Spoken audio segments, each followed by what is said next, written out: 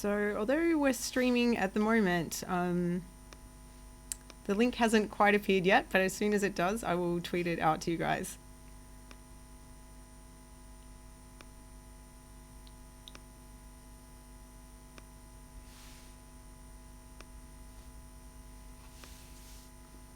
Here we go.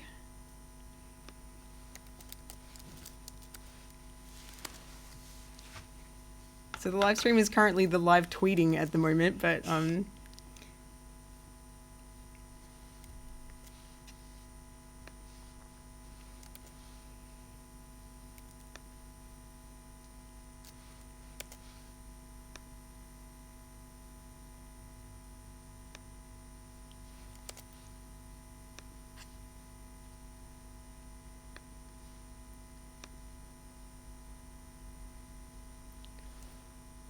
all right, we should be live. Hello.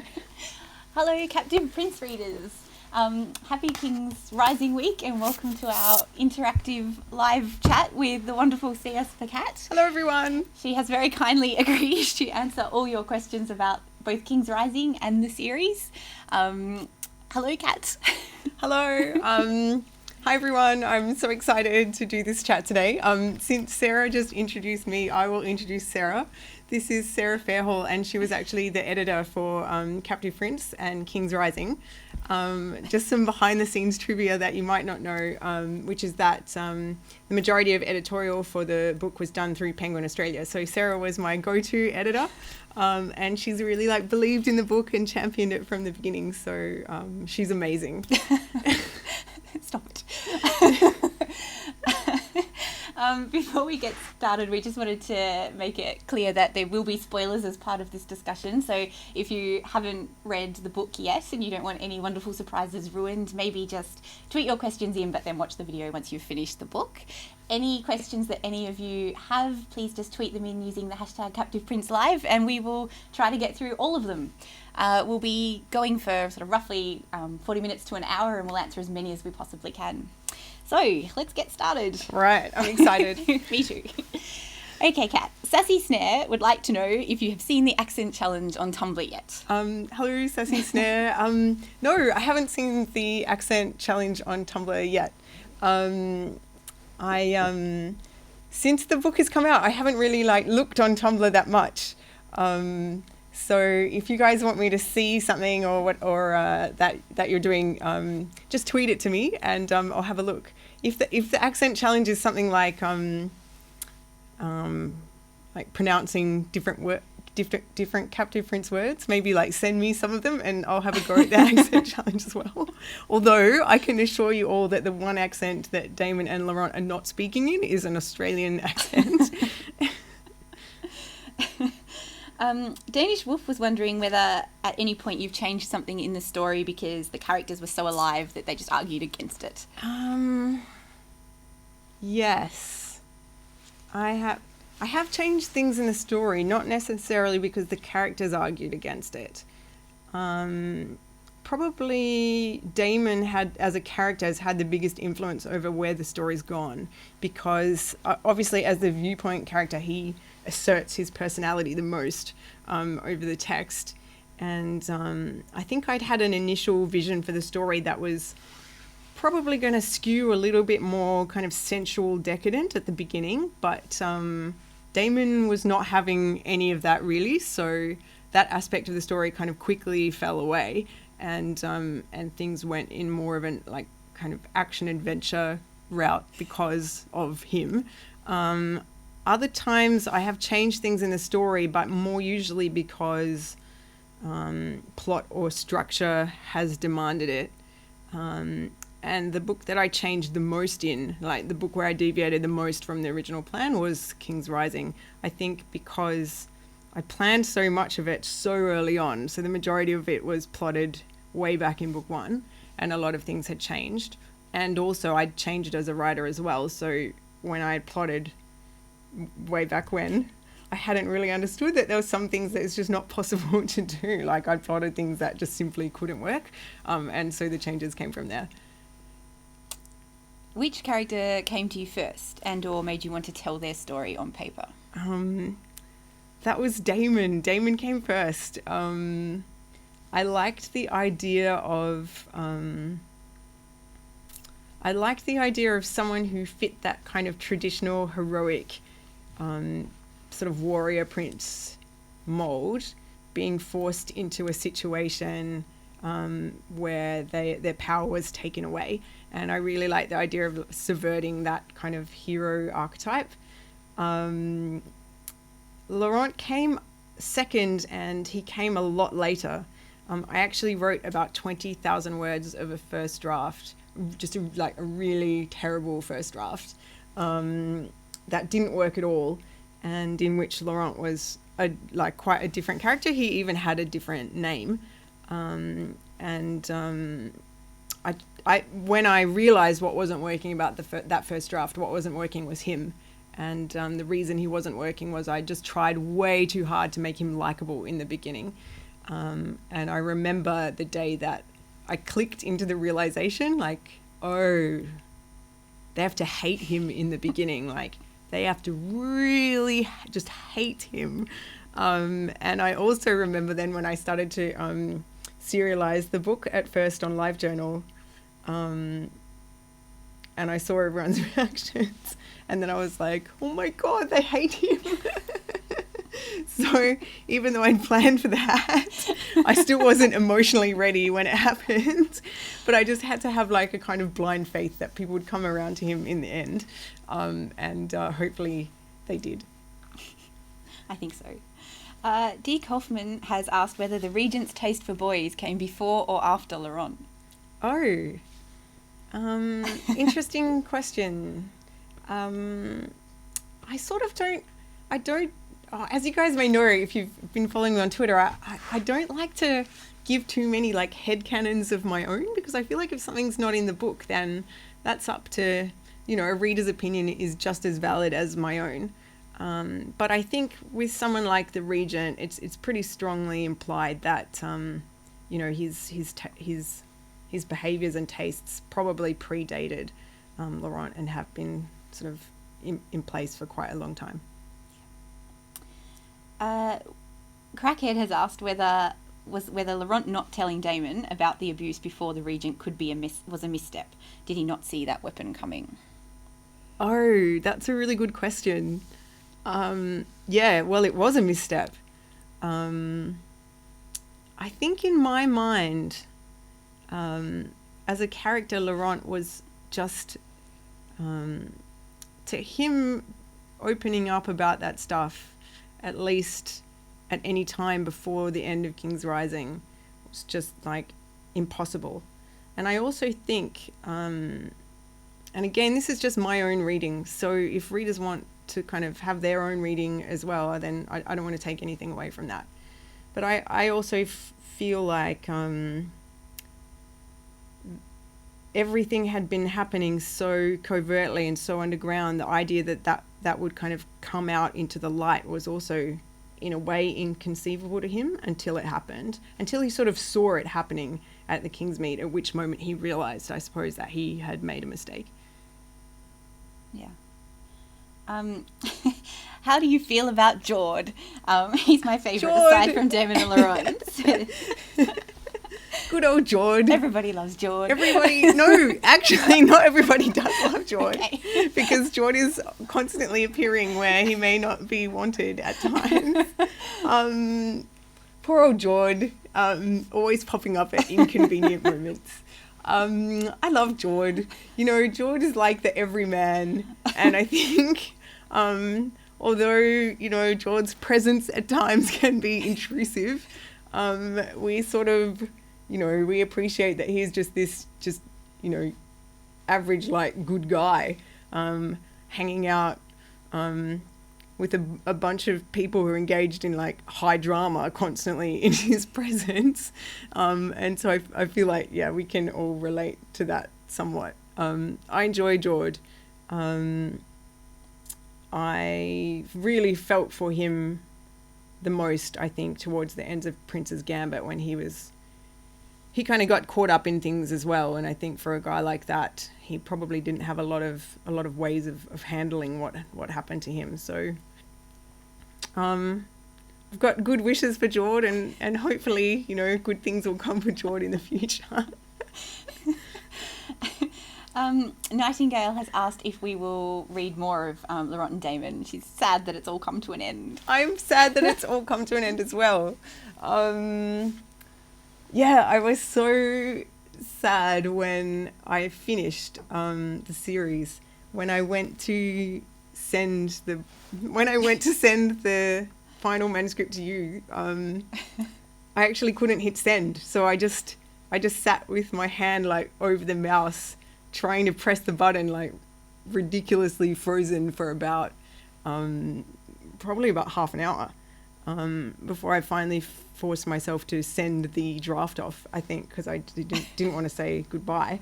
And then I cried. I was crying for, again, about another half hour. And I'm not very emotional like that normally. I don't cry usually. Then at the end of half an hour, I was kind of like, this is silly. And I went on YouTube, and I started to look up YouTubes of authors talking about crying when they had submitted their manuscript, just so that I could feel some, I don't know, like, yeah, I agree. And I watched like J.K. Rowling's Oprah interview where she was crying and Oprah was crying and I was crying. So I understand, and it's like a goodbye. But I will be writing 3 short stories set in the Captive Prince universe after this. But I think I won't be writing another novel, at least not of Damon and Laurent stories. So although it's sad, I like stories that have an end, and I like stories that feel finished. And every now and again you can come across a story that, probably because out of love, like it continued past the point maybe when it should have finished. So when stories, I would hate for Captive Prince to like outstay its welcome, So I think this is a good finishing point for the series. Reigns of Castamere has asked a similar question, but loves your books. Wanted to know whether you were done with the series apart from the short stories. But hello, Reigns of Castamere. Yes. Yeah. Mary Lou would like to know if there's a chance to get a Captive Prince TV series. I think we'd all like one of those. HBO, call me. Like, call me, HBO, seriously. Phone me. Phone me. Alex, 80 miles per hour, was wondering whether there will be the talk about abuse of Laurent in the upcoming short story. P.S. Absolutely loved King's Rising. Oh, thank you so much. The talk. So I don't really give spoilers for the short stories. So I would just say that that some of the issues that are still up in the air will be touched on in the short stories. I think, there's a little bit of unexplored territory that I do want to kind of go to and touch on in the short stories. So hopefully you guys will enjoy them. Onyx has asked whether Damon found out about Laurent's past relationship in pretty much the worst way possible, and was that always the plan? Yes, that was always the plan. In fact, I'd always intended for the Regent to be the one that told Damon what had happened. That was the starting point, actually. And out of that, I built the Kingsmeat, and I built that whole scene. So what actually ended up happening, just to kind of give some behind the scenes on that, was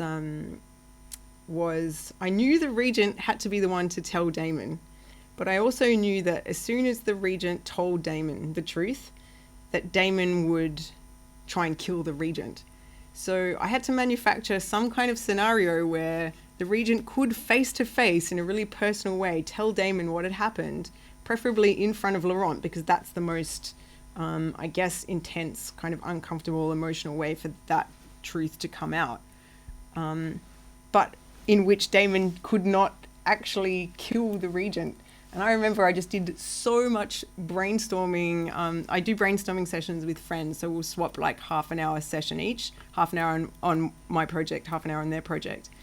And we did honestly hours of brainstorming to try and come up with some kind of scenario where that could take place. And I remember our early visions were like, maybe Damon's been taken prisoner and he's behind bars and he's like trying to rip the bars out of the way to get to the Regent, or he's like rattling the bars. But like all early ideas, that one just wasn't quite good enough, I guess. And then I remember saying, what if there's a place where you're prohibited from doing any kind of violence at all, so that some kind of social taboo or something is stopping him? And then we're like, but what could that place be? It can't be a temple, because there aren't really there's not really religious iconography in Captive Prince. And then we came up with the idea of maybe there'd been somewhere where culturally the different Accolon provinces or heads of states would have come together and needed a place where it was anathema to commit violence or draw a sword, because in order to kind of keep the peace. And then the King's Meet got built, and then that scene got built. So that's the backwards process and the backwards way that all happened. What fate awaits the pets in Laurent's kingdom? What fate awaits them? Well, again, I mean, I don't want to impose my vision on the story. So if you have an idea of your own of the fate of the pets, then please feel free to maintain that, despite what I'm about to say. I'd always thought that the pet system is a little bit more like prostitution, and pets, with the exception of I suppose a few were there of their own choice. So what I would imagine for the pets is that some kind of similar system would still stay in place, just because, I mean, prostitution is something that we've seen all throughout human history. But that under the new reign, just the level of debauchery that Vere saw under the Regent would decrease, so that the situation that they were in would be healthier, and that kind of like their free choice would be a lot freer than perhaps it was under the Regent's reign. Mel Say It Again would like to know some more about your cast. She's glad that she wasn't the evil person that we all thought in the end. Oh, so glad that you said that. What's her future? I loved her so much. She and decays were probably my favourite secondary characters.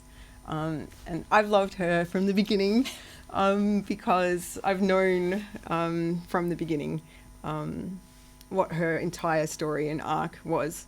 I also just really love kind of strong female characters. I find them really attractive every time that I encounter them in other media. And I wanted to write someone that could go toe to toe with Damon and with Laurent and come out, if not on top, then certainly equal to them. Her future is a spoiler. Sorry to be so mysterious. Some authors post snippets and short stories about their books for years later. Would you consider doing that with the Captive Prince world? I don't rule anything out, but there's only 3 short stories that are planned at the moment. If something happens that's really alive to me, then I might revisit that space. But for the moment, it's just going to be the 3, which will come out this year. Christina's asked whether Layman is their ship name, whether that was intentional. Can you tell us more about their mothers and whether Nicandros and Jord are bros now? We can go one at a time. All right. The ship name, was that intentional? That was intentional. As soon as I wrote the word layman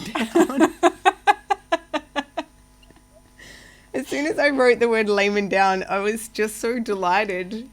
There's something about that word that was so wonderful to me. I think it was one of those situations where, as the author, you're just like a little bit too pleased with your own idea. But yes, that was the ship name, and there was something really wonderful to me about Laurent calling Damon that. I also like the idea that they would have some kind of disguise hijinks happen again in King's Rising, and I really like the idea of Damon as having the disguise thrust upon him. He's not someone that necessarily goes like willingly into a disguise scenario. So yes, that was how that came to be. What was the other question? Can you tell us more about their mothers? About their mothers. So Laurent's mother, the backstory that I did for her was that she's from a neighbouring kingdom in the west, and that she was the woman that gave kind of Auguste and Laurent their colouring that they have, maybe more traditionally colouring that's kind of traditionally from that kingdom. In my mind, I sort of thought that that probably she was the parent that was the more involved with Laurent and his upbringing, whereas Auguste was really the apple in his father's eye, and I think when she died, that was the moment that Ville lost its alliances to the West, and as a result became a lot more politically vulnerable. I like the idea that a moment of personal vulnerability for Laurent and his family was also perceived as a moment of like political vulnerability for the kingdom, and was the moment when Achelos chose to attack. And as for Damon's mother, to be honest, I think I haven't let myself think too much about her, because there's something like very emotionally difficult for me for the idea of a woman, especially in that period, just struggling with like childbirth and miscarriage. And I think if I think too much about her, that probably would have been a really like difficult emotional time for her. And I find it just really tragic and horrible, actually, that that she died giving birth to him. So she's kind of a little bit perhaps more unexplored in my mind, and also because Damon never had a relationship with her, so in a way her role in the book is a little bit more informed by her absence than by her presence. Anicandros and Jord bros now. Yeah, they're bros. They're long-suffering bros, you know. They've got a lot to put up with. I'm sure that they've got a lot in common when they realise in their cups that they've both probably been putting up with like quite similar things from their respective princes. Yeah, they'll have a lot to talk about and catch up on. Rachel's asked whether Nicaise, Aymeric and Jocasta, all versions or possible outcomes for Laurent, had he not learned to trust Damon. Oh, that's a really great question. Yeah, I built Nicaise and Aymeric both to be reflections of Laurent. So I built them to show kind of like the path that he himself could have so easily travelled. I think their background and their past is so damaging, and damage reflects in very different ways in different people. And Laurent, I suppose, was just very high functioning and just able to walk a really difficult narrow path to a happy, healthy outcome. And in the face of kind of this constant annihilating presence, which was his uncle. So they are certainly like there but for the grace versions of Laurent. And he is aware of that himself, I think. Jocasta, yeah, she's his mirror in a different way. And I think that's why I love her so much. She had, I guess, a very tragic story because she did give up quite a lot for her feelings, for love. She also made the best of a really difficult situation, but didn't necessarily have the Cinderella ending. So I'm really attracted to characters that navigate difficulty, that kind of sustain damage, but are able to kind of wear that damage as a form of strength. So that's the way that those characters interrelate in my mind. Will you consider doing a US book tour or signing soon? I would love to do a US book tour or signing. So I, hopefully, if it's something that I can manage, then I will hopefully do that. I think book tours will happen if the book does really well. So please support Captain Prince. Charles would like to know. Charles. Amazing. Would like to know how Erasmus is doing in Patras. This is amazing, Charles. Hello. And whether he ever got to learn Damon's true identity later on. So here's the thing with Erasmus, and I almost feel like I shouldn't say this because this is something that no one has yet mentioned, at least nowhere that I've seen. Erasmus to me is like this terrible, almost like plot hole at the end of the book because, and I can't believe I'm saying this on a live stream, but King's Rising ends with Damon abolishing slavery in his own kingdom, but poor old Erasmus, he's been shipped off to a neighboring kingdom where slavery is still ongoing. So hopefully, so what I would love to see, and possibly can happen if the politics of Patras, are influenced by the politics of Achelos, that perhaps there'll be a flow-on effect, or perhaps Damon and Laurent can exercise some political power for change also in Patras. Meanwhile, I'm really sorry to say it, but Erasmus got the short end of the stick, and I honestly just tried so hard to think a way around that outcome that I could put into the story. But yes. So hopefully he's having a wonderful time in his way in Patras within the limitations that he is. I'm sure he is existing within. Yeah. Pacat has asked, why did you include Laurent's point of view, and was that planned or was it out of necessity? That was planned from the very, very beginning. The reason that I included it, I think there was two reasons that I included it. One was I'd always had this vision that when we reached a certain part of the story, that the book was going to open up a little bit and take on a bit of a wider scope. And that part of that would be incorporating Laurent's point of view.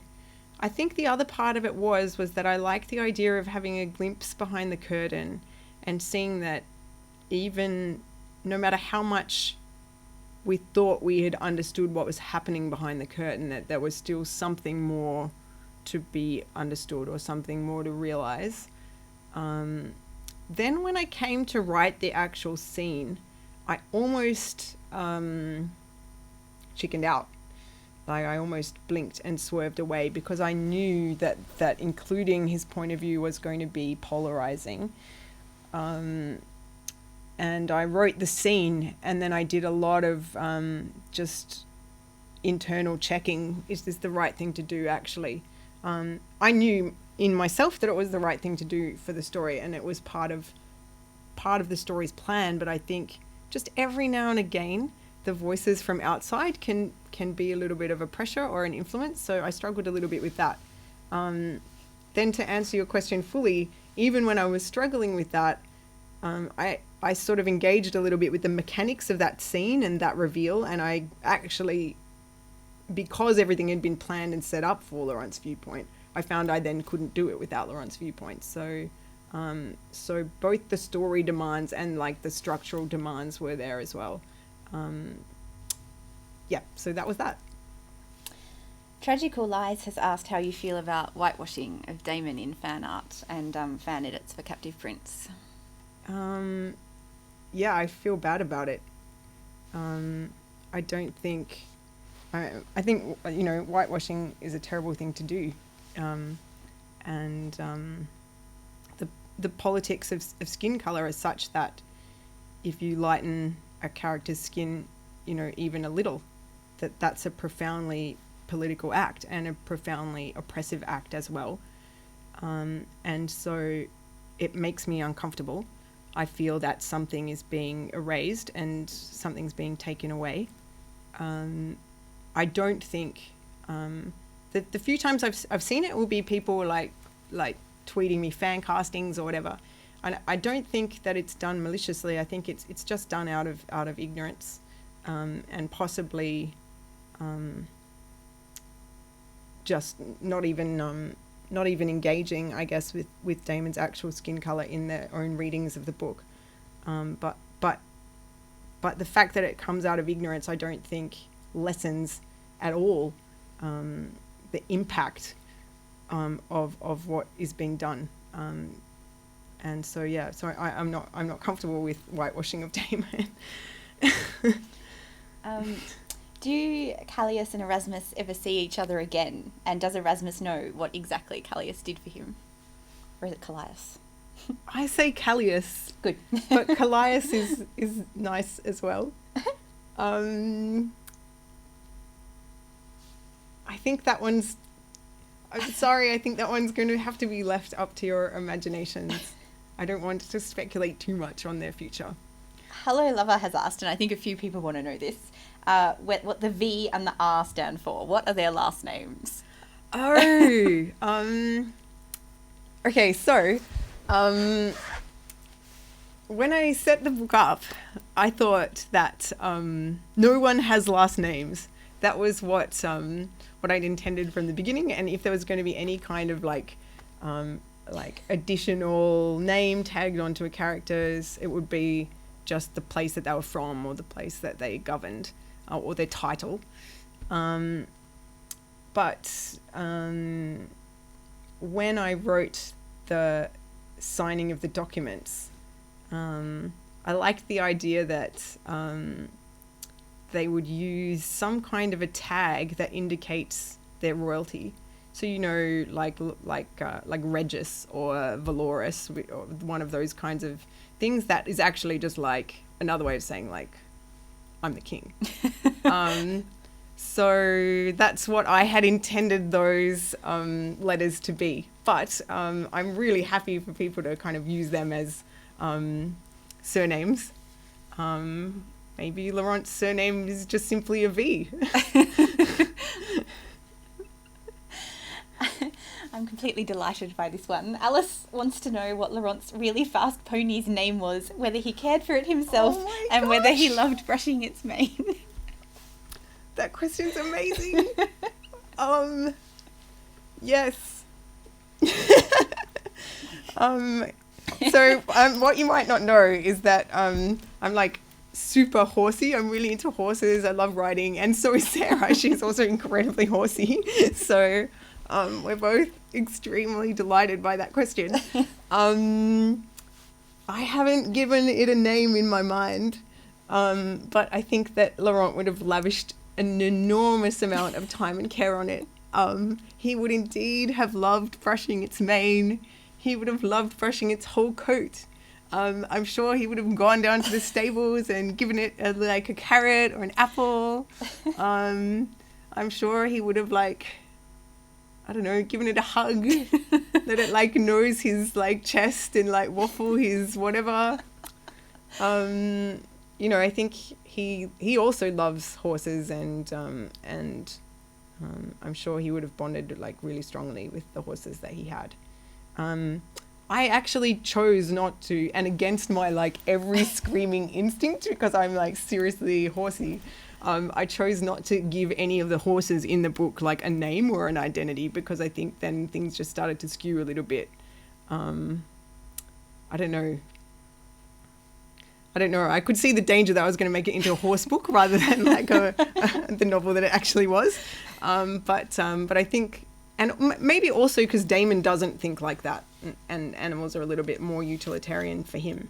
But you can see between the lines, I think, just how important those kinds of relationships were to Laurent. Bees asked whether Damon will abolish slavery, whether it will be hard, and also says we need another book. Damon said he will abolish slavery. So hopefully we can trust Damon at his word. I'm sure it will be really difficult. It has been difficult everywhere that it has been attempted. But you know, he's a strong-willed, powerful guy. So Damon can get the job done. He can.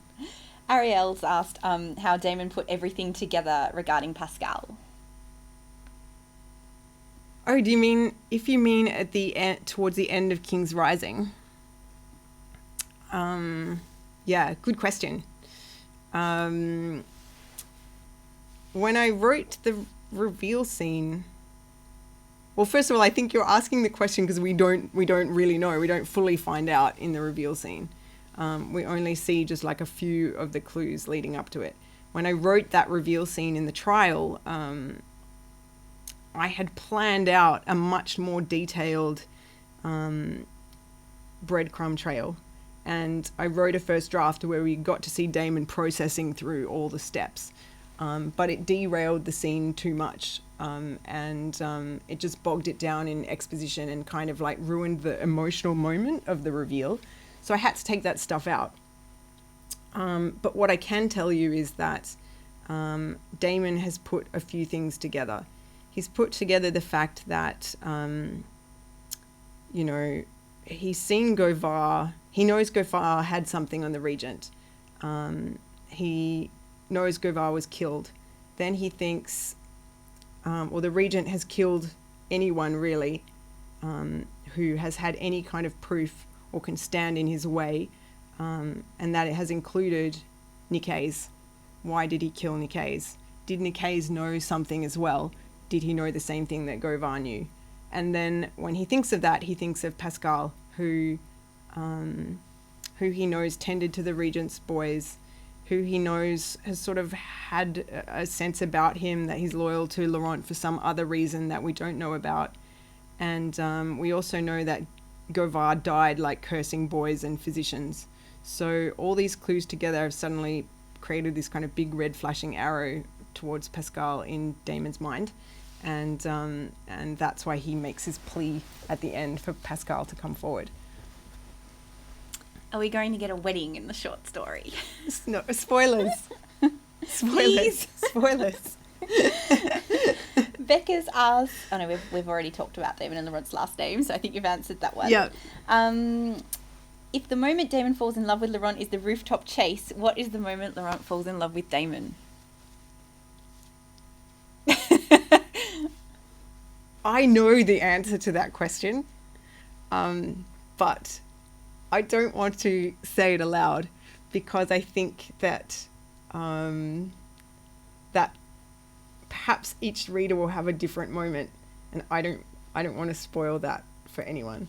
But I do have a particular moment in mind. Which scene, or Cortu has asked, which scene is your favourite from the books? Which scene is my favourite from all the books? I've probably got a couple of... I can't choose. I can choose... You can have one from each book. Yeah, all right. I'll choose one from each book. So my favourite scene from book one was probably the banquet scene, but possibly not for the... Not from a reader's point of view, like not for a reader's reason. The banquet scene was the first time, like book one, especially the people that were like reading the book when it was an online serial. You guys will know that I was sort of learning things as I went along. Captive Prince is the first novel series that I've written, and it was really a learning process from start to finish. So the banquet scene was the first time where I felt I'd progressed enough as a writer to be able to construct a scene that had multiple characters in it, each with their own agency that was impacting on the scene. And that's very difficult to do. But basically, the more characters you have in a scene, the harder it is to write. And like a piece of trivia that I just learned recently about Lord of the Rings was that the reason that Tolkien did the breaking of the Fellowship was because it was just too technically demanding for him to have like 9 characters constantly wandering around together. It was the same for me. It took me a little while to learn how to juggle multiple characters, especially when the characters are more than just like background, more than mise en scène, and are actually influencing the scene themselves. So that scene had decays with his agenda, it had Laurent with his agenda, it had Damon with his agenda, it had the Regent with his agenda, and it had even Torvel with his like humbler but still a present agenda. And so it was really exciting for me to suddenly be able to do that. In Prince's Gambit,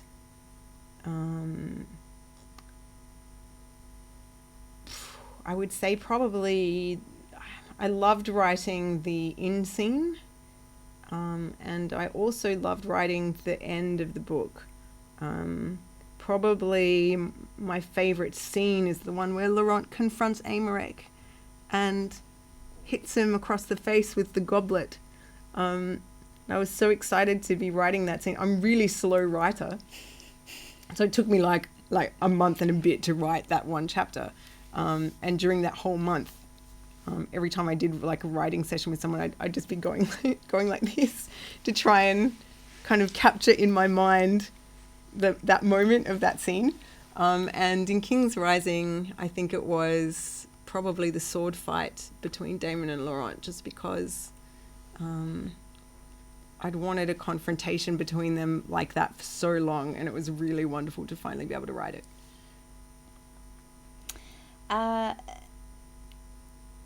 Sorry, I've just got one of two. I have to find two. Tristan remembers you saying that writing book 3 as a whole, instead of serializing chapters, made it easier to make changes while you were writing.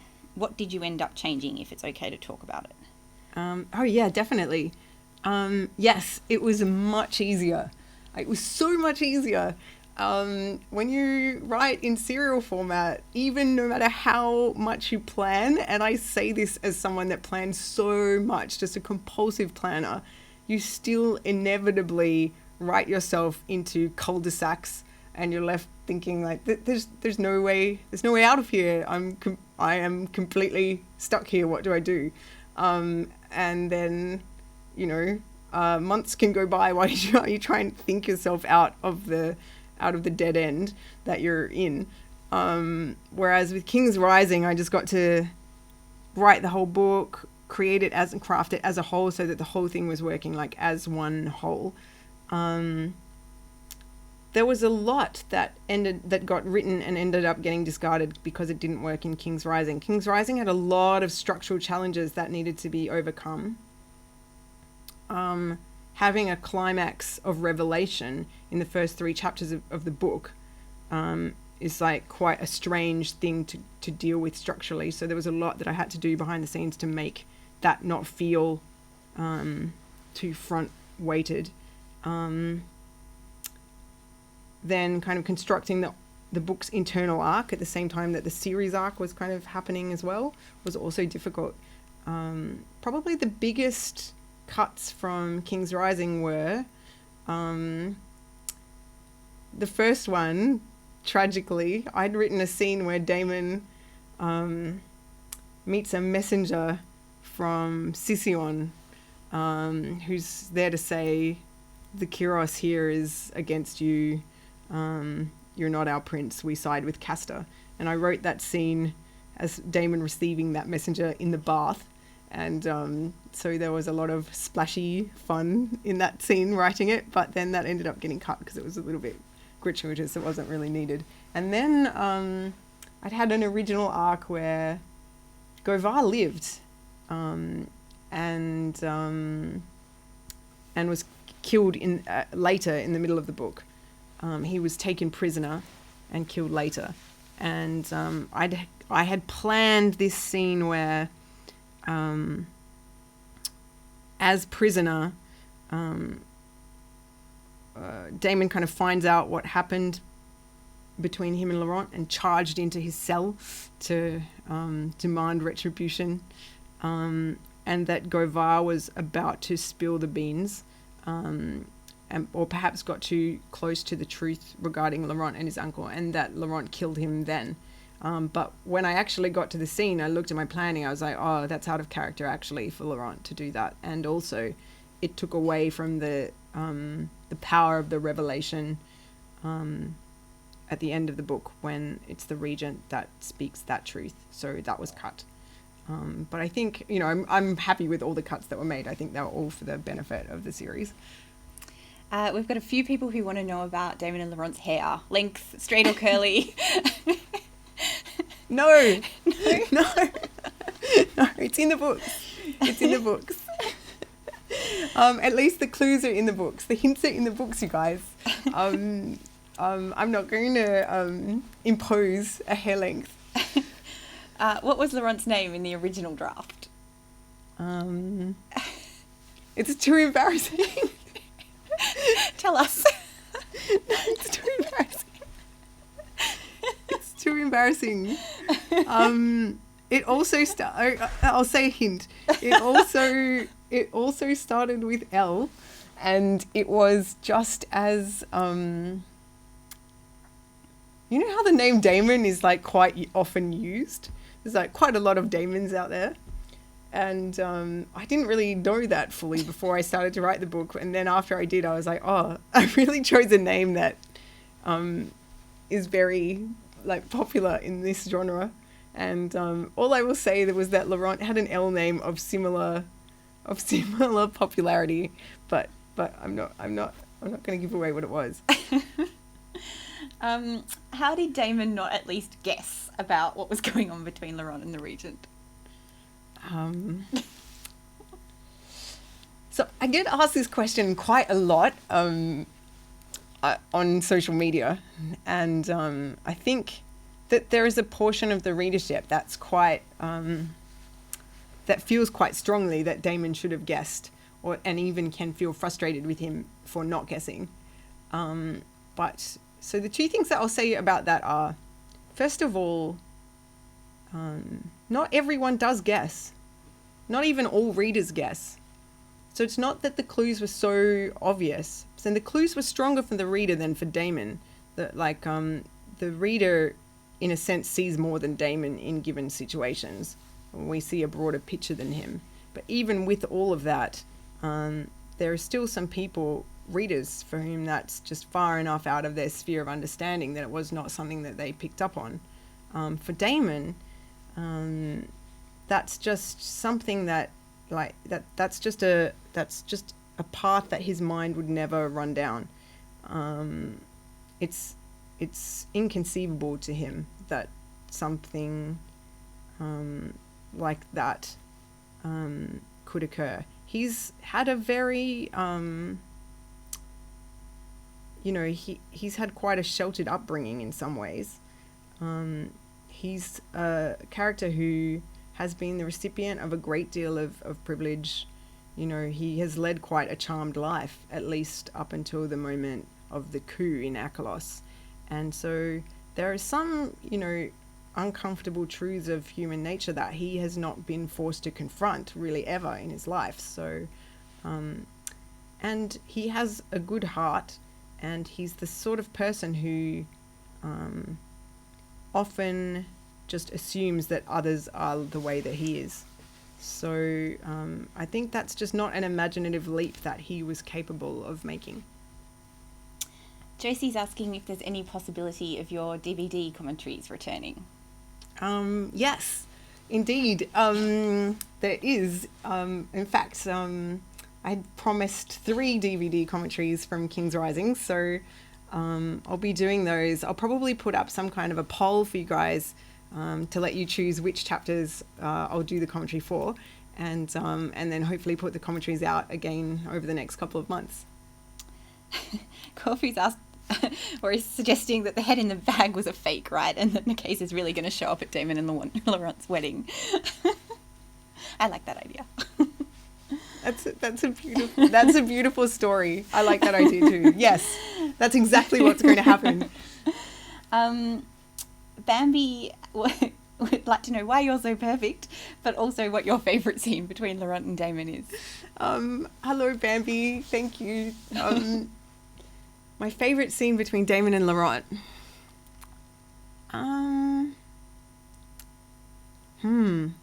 That one's difficult.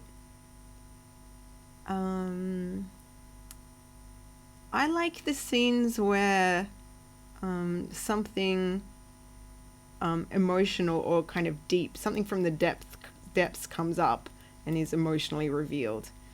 So any scenes where one of the characters kind of gives something emotional, perhaps unexpected to them, to the other character, I really like. I'm not sure that I can choose a favourite, though, out of those scenes. I am is asking about when you write plot twists, do you come up with the conclusion and work backwards, or the problem first? I come up with the problem first. That's a good question.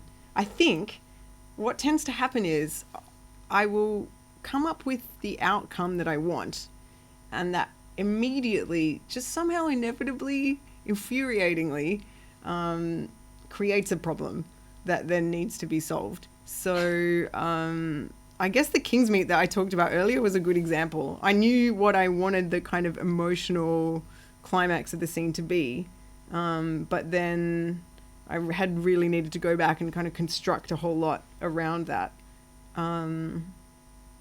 So in Princess Gambit, the twist with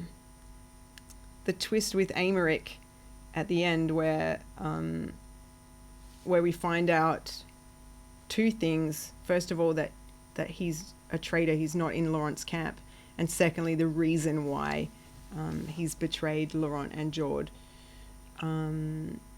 I wanted the revelation and that moment of reveal, but then I'd had to kind of go back and construct it. The problem that I immediately hit, and I think this is a problem a lot of times when writing like twists, is that you don't want someone to guess the twist, right? You want the twist to be genuinely surprising.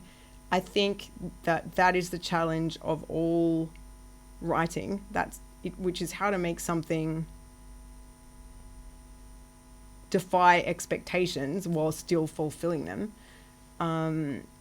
And especially because I was writing Captive Prince in serial format at the beginning, and because I'm a slow writer, there's like such long gaps between installments, and an entire community of people kind of getting together and discussing possible outcomes, that in that kind of environment it's quite difficult to be surprising. So the problem is, how do you create a sense of surprise? And the way that I try and do that, at least the technique that I use probably the most often, is when you are revealing something that might be possible to guess, also include within that a secondary reveal that's like a further step, so that even though some readers might have guessed step one, step two is there as well, and step two that's genuinely surprising. So in the case of Aymeric, the fact that he betrayed the party at all was perhaps not a surprise to everyone, but his reasons for the betrayal, I think, are what was surprising. Or perhaps it was the same with Yocast and her child. The fact that the child was Damon's was not necessarily a twist or surprise, but what then happened with the child after that, I think, hopefully, was surprising. So that's how that works. Rose asked whether you'll read fan fiction of the series now you're finished. I can't read. So one of the saddest things about publishing your novel is that you can't read fan fiction. It's just not. It's not a good idea for copyright reasons. So to read something that might influence you. If I were to ever write anything else again in the Captive Prince universe, any kind of spin-off, just anything whatsoever, and I'd read some fan fiction, then the danger that I'd be influenced by what I read was really strong. So like what you have to do is just cut yourself off from that completely. So if two things spring up that are similar, then you can say with full confidence, well, I haven't read the fan fiction, so I didn't I don't know that that's happening in that space. I wish that I could read it. I love fan fiction, and I think nothing would bring me more joy. I love to look at fan art, and I think reading the fan fiction would kind of feel the same. Just get to see everyone's different versions would be amazing, but sadly it's not something that I can do. We're running out of time, so we're going to have to start speeding through these. All right. When you Angie's asked about your short stories, how many words are we talking? How short? They'll probably be around 5,000 to 6,000 words. But they may go longer depending. Okay. This person knows you don't check Tumblr, but basically the entire fandom loves Macdon. Were you expecting this? I love Macadon. No, I was not expecting that. I was not expecting that. But I do find him incredibly charming. I think when a character comes around, or does a face heel turn or whatever it is that you call it, especially when they come out on the side of a character that you really love, that makes them kind of really fun and attractive. And he's such a, yeah. Nicole's asked whether there are any songs that you associate with Damon or Laurent or that you listen to while writing. I tend to listen to one track on repeat and kind of when I write for long periods, and it just to kind of put me in like as a way of disengaging my I don't even know what my critical brain and to provoke a sense of mood. If I listen to like lots of different music, I engage too much with the songs, whereas I can kind of zone out on a single track. That means that I associate certain tracks really strongly with certain sections of the book, but they're not necessarily tracks that, other people would in any way associate with those scenes. But I know that I did listen to like No Light by Florence probably on repeat for like the entire time that I was writing the love scene in Prince's Gambit, for example. Do you think you'll ever do a UK tour? I would love to do a UK tour. Please come to Canada. Oh my gosh. I would US book tour, please. Oh my gosh. One day I hope to so much. I would love to be able to like come and meet people in person. I think that would be really special. Lindsay's asked whether any of the short stories will be from Laurent's point of view. No. Oh. Sorry. Paul has asked whether you always knew what fate would come to Aymeric. Yes. He was created for that fate. From the first moment that we see him at the end of Prince's Gambit. He was always intended to be like a Laurent doppelganger. And I really wanted that kind of, that brutal end of Prince's Gambit where both he and Decays die in the same chapter. That was intended from the beginning, because I think it's just a way of confronting Laurent with aspects of his own past. It's a way of the Regent attacking Laurent as well, but also it's at a time where Laurent's moving away from that part of himself, and seeing the death of two versions of himself, I thought was important narratively. So that was set up from the beginning. What did Orlant find out that sealed his fate? We'll never know. We'll never know. Did Palace and Lazar find a room? Oh my gosh. And how did they work around language barriers? They did find a room, and they spoke in the universal language of love. These questions are amazing. Everybody's dying to know when Laurent fell in love, by the way. How did Decays know about the letter? Did the Regent send him to steal it while Govar was at the brothel? Yes. Once again, this is similar to just the question, I guess, that I answered about like Pascal. The end of the book, that trial scene, there's just so much information that's coming out and so much exposition that there were times when stuff that I'd worked out I just couldn't put in there, that it was just too derailing, and how Decays came across the letter was similar. yes, indeed, the regent did ask him to steal it. How did the books come to have their titles? Captive Prince was the title from the beginning. I guess the book is about a prince and then he is taken captive. But I kind of, I wanted to have fun with the title. I wanted the title to say like, we're not taking ourselves too seriously here. We don't have to take, we can have fun and like enjoy this romp. We don't have to take everything like too seriously. So I enjoyed that title. Then I had never intended books 2 and 3 to have separate titles. But when I signed with Penguin, obviously each book in the trilogy need to be titled separately, even just for practical reasons, which is just too confusing on a shelf for readers to kind of pick up a book if 3 books are all called the same thing. So I went away and thought about what the 2 other titles could be. I chose Prince's Gambit because a gambit is, when you perform a gambit in chess, that's when you give up something to gain something. And I think that was the theme of Prince's Gambit, that to get something you have to give something up. That's the kind of critical choice that Damon has to make, or at least has to begin to think about making in Prince's Gambit. And Laurent as well. What are these 2 princes willing to give up in order to kind of gain their kingdoms, to gain power? In King's Rising, that title came to me because I've always been fascinated by, there is a place in England, there's a castle in England called Castle Rising. I just always thought that was an amazing name for a castle. And every now and again that Castle Rising just floats through my head. Then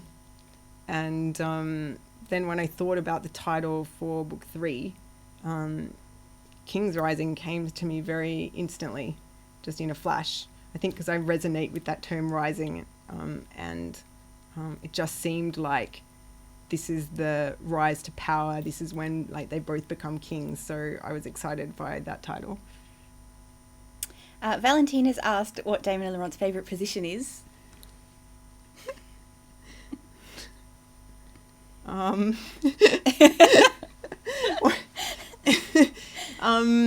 What Damon and Laurent's favourite position is? You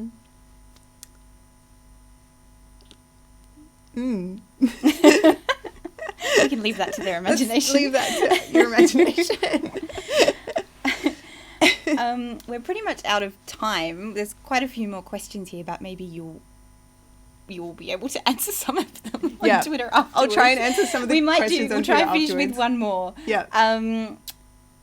Let me just find something. Will Damon and Laurent continue their disguise tradition? Yes, they will absolutely continue their disguise tradition. I think that they would no doubt have situations where they'll want to slip away from their responsibilities, and or perhaps some kind of mission for the crown might necessitate a disguise. So I'm sure that they would be doing that in the future. Thank you so much, Kat, for doing this today. It's been heaps of fun, and thank you all for tuning in. Oh my gosh, guys, thank you so much. This was really fun. I wish that I could have gotten to answer more questions than I did. But thank you, everyone, for sending the questions in. They were great questions. Yeah. And just thank you all so much for reading the book and being part of the series. I can't tell you how much it means to me that you guys have enjoyed King's Rising and have just kind of been along, been with me on this journey, some of you from the very beginning. So thanks, everyone. Thank you. Thank you. Bye. Bye.